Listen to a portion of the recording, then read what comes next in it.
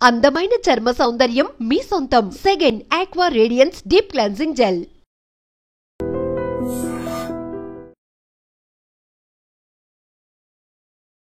తెల్లవారేసరికి విశాఖ సాగర తీరంలో విషాదకరమైన ఘటన చోటు చేసుకుంది. అలల రూపంలో మృత్యువు 7 ఏళ్ల చిన్నారుని మింగేసింది. మల్లాడి సతీష్ కుమార్, శైలజ దంపతుల పెళ్లి రోజు ఈవేళ. వారు అగనంపూడి గొల్లవానిపాలెంలో ఉంటున్నారు. అయితే నిన్న విశాఖ సిటీకి వచ్చి ఈ రోజంతా సరదాగా గడిపి ఇంటికి వెళ్దామనుకున్నారు. ఆ ఇద్దరు భార్యాభర్తలు తమ కూతురు కొడుకుతో పాటు నిన్న విశాఖ సిటీకి వచ్చారు. వైజాగ్ బీచ్ దగ్గర ఉన్నటువంటి ఒక టెంపుల్కి కూడా వెళ్ళారు. అయితే ఈరోజు తెల్లవారుజామున విక్టరీ ఎట్ సీ ఆపోజిట్లో ఉన్నటువంటి విశాఖ బీచ్లో కాసేపు వాక్ చేశారు. ఆ తర్వాత ఇలానే తీరం దగ్గర కూర్చునే టైంలో వెనకాతల ఒక 4 కుక్కలు గొడవాడుకుంటూ వాళ్ళ పైన ఉరుకుతూ వస్తుండటంతో వాళ్ళు చూసుకోకుండానే అలలలో చిక్కుకుపోయినటువంటి పరిస్థితి. ఆ ఇద్దరు పిల్లలు కొట్టుకుపోతున్న సందర్భంలో వారిని కాపాడే క్రమంలో ఆ తల్లిదండ్రులు కూడా అలలలో మునిగిపోయారు. ముగ్గురిని రక్షించినప్పటికీ కూడా 7 ఏళ్ల మల్లాడి శ్రీపాద సూర్య మాత్రం అలల ధాటికి ఊపిరాడక ప్రాణాలు విడిచినటువంటి ఘటన ఒక్కసారిగా ఆ కుటుంబంలో తీవ్ర విషాదం నెలకొంది. ప్రస్తుతానికి ఆ భార్యాభర్తలు ఇద్దరితో పాటు కూతురు కూడా కేజీహెచ్లో క్యాజువాలిటీలో అయితే ట్రీట్మెంట్ తీసుకుంటున్నారు. ఆ చిన్నారి మృతదేహాన్ని పోస్ట్ మార్టం నిమిత్తం కేజీహెచ్ మార్చరీకి అయితే తరలించారు. సతీష్ కుమార్ గారు స్టీల్ ప్లాంట్ సీనియర్ మేనేజర్గా పనిచేస్తుండగా శైలజ బ్యాంక్ ఎంప్లాయీగా పనిచేస్తున్నట్టు కూడా తెలుస్తోంది. అయితే వాళ్ళ తాతయ్య గారు రిటైర్డ్ టీచర్. ఆయన మార్చరీ దగ్గర కొన్ని డీటెయిల్స్ కూడా మనతో మాట్లాడుతూ చెప్పడం జరిగింది. నిన్న ఈవినింగ్ సరదాగా గడుపుదామని అగనంపూడి నుంచి వీళ్ళు వచ్చారు. ఒక హోటల్లో కూడా స్టే చేశారు. రాత్రి ఒక టెంపుల్కి కూడా వెళ్ళి దైవ దర్శనం చేసుకున్నారు. ఉదయం సరదాగా గడిపి మధ్యాహ్నం రెస్టారెంట్కి వెళ్ళి భోజనం అది చేసి ఈవినింగ్ చాలా జాగ్రత్తగా ఇంటికి వచ్చేస్తాము అని చెప్పి కూడా చెప్పెళ్ళినటువంటి తన కూతురు, అల్లుడు, మనవరాలు, మనవడు నలుగురు వెళ్ళినప్పటికీ ఇప్పుడు మనవడిని కోల్పోయాను అంటూ ఆయన గుండెలు అవిసేలా రోధించినటువంటి పరిస్థితి కూడా కనపడుతోంది. ఎందుకంటే ఒక్కసారి మనం బీచ్ ప్రమాదాల గురించి మాట్లాడితే ఈ అలలు ఎంత ఆహ్లాదంగా కనపడతాయో దాని వెనకతల అంతే ప్రమాదం ఉంటుంది.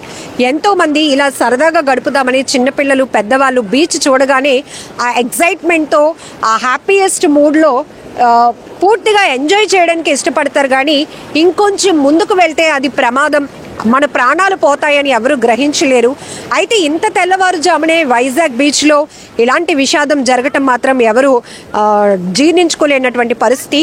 అయితే అదే సమయంలో బీచ్ కానిస్టేబుల్ ఒక ఆయన ఇక్కడ విధులు నిర్వహిస్తున్న టైంలో ఆ పరిస్థితిని చూసి ఇమీడియట్గా అంబులెన్స్కి కాల్ చేశారు. రెస్క్యూ చేసిన టైంలో ముగ్గురిని కాపాడగలిగారు. కానీ ఆ బాలుడు మాత్రం ఊపిరాడక ప్రాణాలు విడిచినటువంటి పరిస్థితి. శ్రీపాద సూర్య చక్కగా చదువుతాడు. 7 ఏళ్ల బాలుడు, చాలా యాక్టివ్గా ఉంటాడు. ఫ్యామిలీతో కలిసి వచ్చినటువంటి ఆ కుటుంబం ఇప్పుడు నలుగురిలో ఒక్కరిని కోల్పోయి ఇంటికి తిరిగి వెళ్ళటం అంటే ఎంత బాధగా ఉంటుందో ఊహించటానికే చాలా కష్టంగా ఉంది కదా. ఆ బాలుడు తాతయ్య కూడా అదే చెప్తున్నారు. నిన్న సరదాగా గడపటానికి ఇంటి నుంచి నలుగురు బయటకు వెళ్ళారు.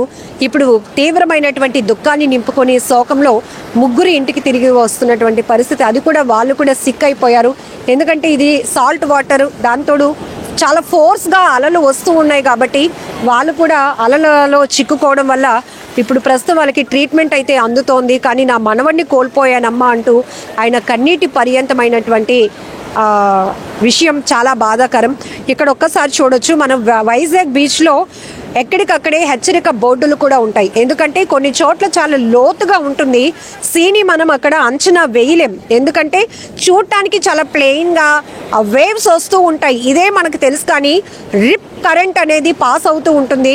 అక్కడ వాళ్ళు ఎవరైతే స్నానానికో ఈతకో దిగటానికి ప్రయత్నించే వాళ్ళు మాత్రం ఆ రిప్ పవర్ అనేది వెనక్కి లాగేస్తూ లోపలికి తీసుకుపోతూ ఉంటుంది. ఆ టైంలో ఎంతో నైపుణ్యం కలిగిన గజ ఈతగాళ్ళు కానీ కోస్ట్ గార్డ్ వాళ్ళు అయితే కానీ రక్షించగలరు. కానీ మిగతా వాళ్ళు ఎవరు మన కళ్ళెదుటే వారిని కొట్టుకుపోతున్న వారిని రక్షించలేనటువంటి పరిస్థితి.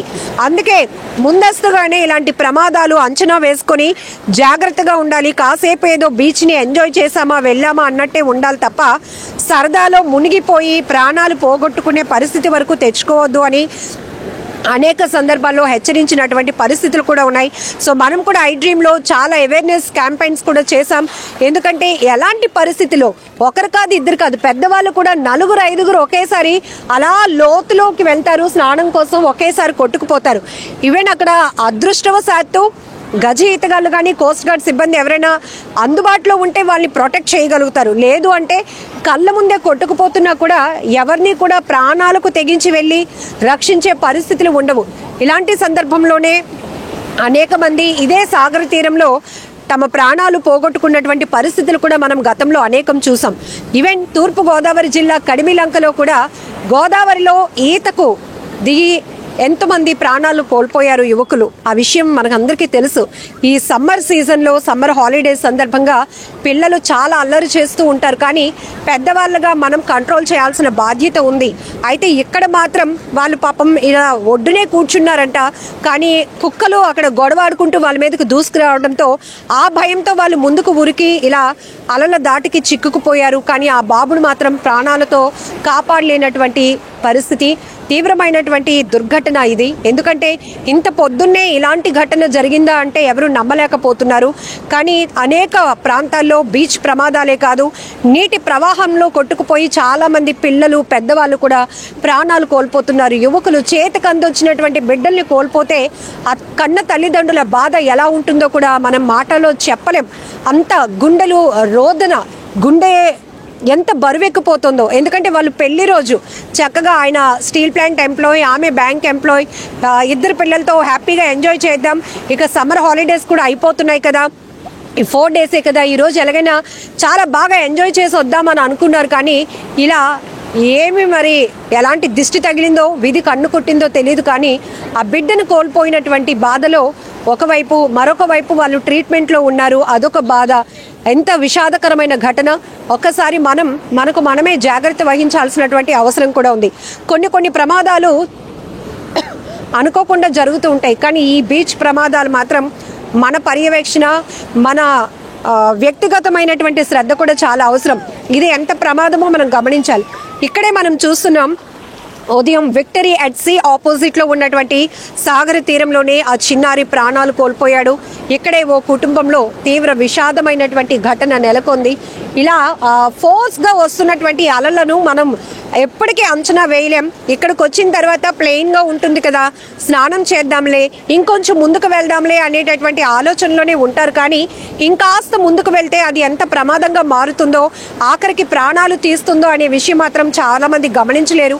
ఎక్కడికక్కడే హెచ్చరిక బోర్డులు కూడా ఉంటాయి. ఎందుకంటే అక్కడ లోతైన ప్రాంతాల్లో రిప్ పవర్ జనరేట్ అయిన ప్రాంతాల్లో ఖచ్చితంగా పోలీసులు మాత్రం కోస్టల్లో హెచ్చరిక బోర్డులు ఉన్నప్పటికీ కూడా అవేమి కొంతమంది పట్టించుకోకుండానే ఈ స్నానంలో కావచ్చు, ఈతలో మునిగిపోతూ ఉండి ప్రాణాలు పోగొట్టుకుంటారు. ఏదేమైనా ఈరోజు అలల రూపంలో మృత్యువు ఆ పిల్లాడిని కాటేసింది. ఆ కుటుంబంలో తీవ్ర విషాదాన్ని నింపిందని చెప్పొచ్చు.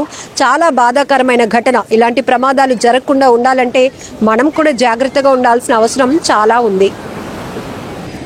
తెల్లవారేసరికే విశాఖ బీచ్లో విషాదకరమైన ఘటన. 7 ఏళ్ల బాలుడు కన్న తల్లిదండ్రుల ముందే కొట్టుకుపోయినటువంటి విషాద ఘటన.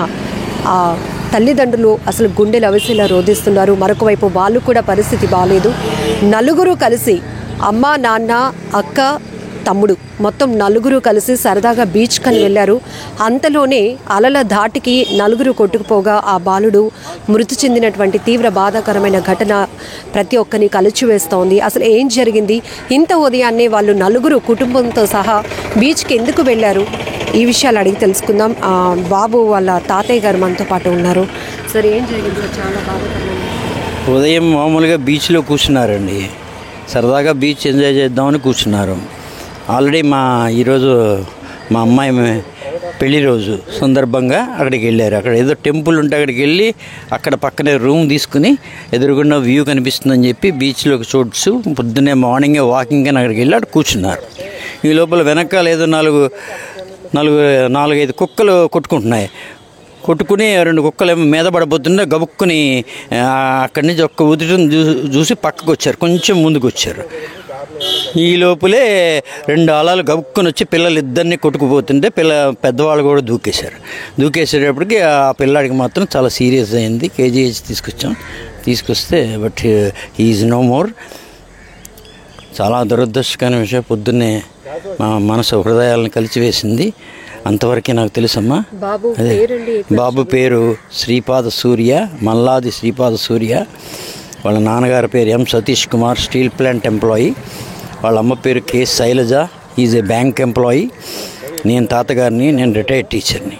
సార్, నలుగురు ఉదయానికి ఇలాంటి ఘటన అంటే చాలా బాధాకరం. చాలా బీచ్ ప్రమాదాలు చూసాం కానీ సో ఇక్కడ కుక్కలు వల్ల వాళ్ళు చాలా దూరంగా కూర్చున్నారు. వీళ్ళు పైన కూర్చున్నారు బీచ్లో.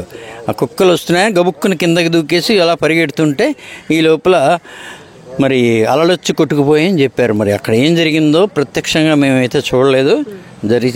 వాళ్ళు చెప్పిన వాళ్ళ అమ్మ వాళ్ళు చెప్పిన విషయం అది. ఫ్యామిలీ అంతా ఎక్కడ ఉంటున్నారు సార్? ఎందుకు ఫ్యామిలీ అగనంపూడిలో ఉంటున్నామమ్మా. అగనంపూడిలో సూర్య టవర్స్ అని చెప్పి హాస్పిటల్ రోడ్లో ఉంటుంది. ఆ ప్లాట్ 204లో ఉంటాం మేము.